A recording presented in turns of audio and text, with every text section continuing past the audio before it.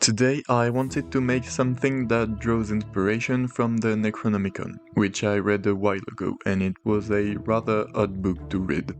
I actually tried a year and a half ago, but I gave up the project because it was too ambitious. I gave up only 2 projects, and this is the first, a scene with Bob, this lovely fellow, and I wanted to make a huge resin pool, but I did not have any resin at the time. Anyway, today's sculptures begins life as an armature wire wrapped in aluminum foil, wrapped in bacon bond, wrapped in super sculpey. Once it's fully covered, I can smooth it using my thumb and this wooden clay shaper. For his head, I cut in half a clay egg. Hello. After that, I gave his nose a bit more definition and refined his mouth a bit.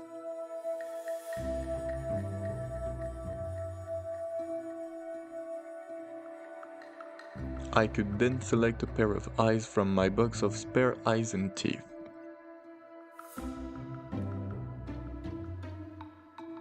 I then refined a bit the shape of BJ's head. Oh yes, I called him Bob Jr., or BJ for short.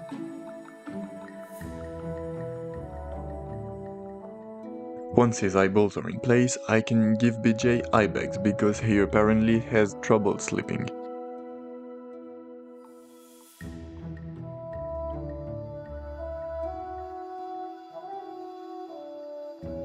And I can then give his eye bags because he apparently have a whole lot more trouble sleeping.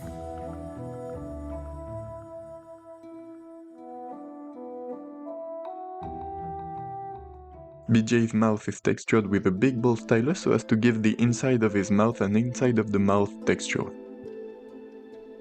And I can finally set his head in place and blend it with the body.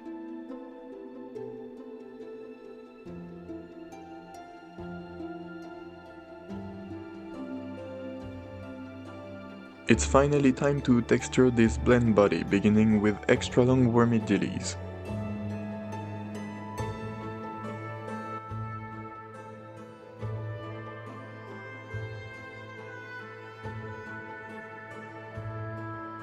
Once blended with the body, I can apply texture via this texture roller.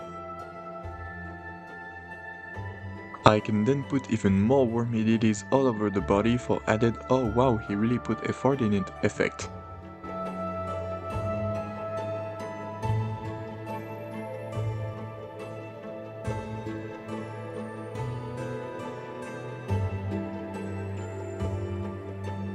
I then fused them together, resulting in a texture that I decided to apply everywhere else. What a happy accident.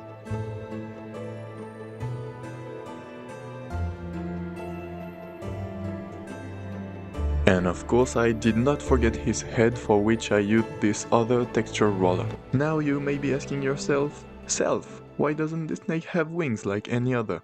And you would of course be right to ask. To make said wings, I make a skeleton using this relatively thin armature wire.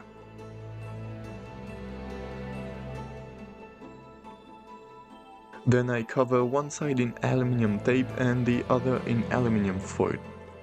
Be careful to use aluminum and not aluminum here.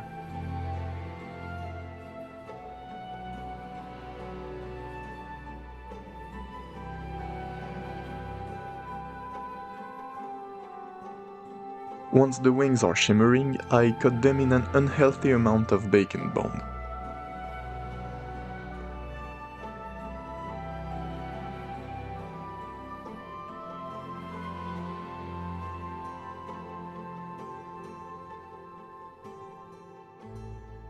And that's the wing mostly done, and the texture of the belly too, apparently. I decided to bulk a bit more the wings so as to give them more definition, but I regret it since I don't really like the more chubby result, but it's a bit too late now that it's been a month and a half.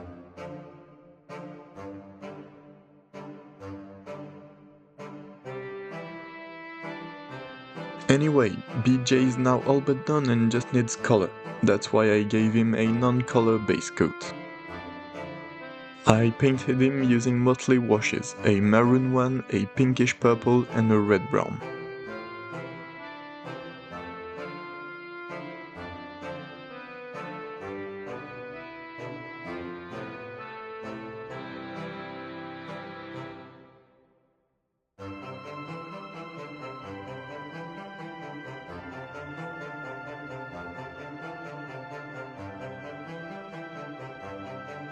Using a beauty blender, I applied a lighter pinkish coat so as to catch the texture I made. The belly gets a simple grey coat with a few lighter shades dry brushed on top.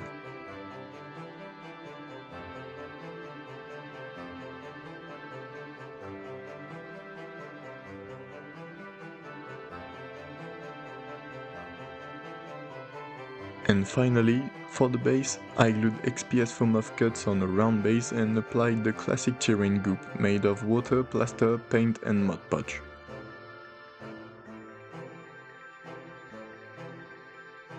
And with that, I think we're all set to admire this small craft.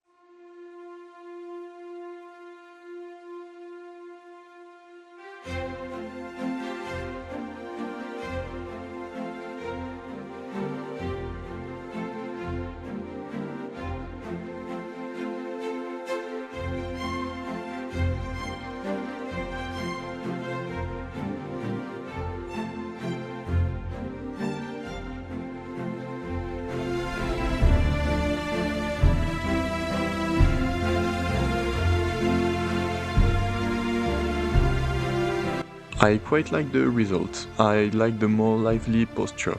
I might try to put more motion in my future projects. Let me know if you have any suggestions. Cheers!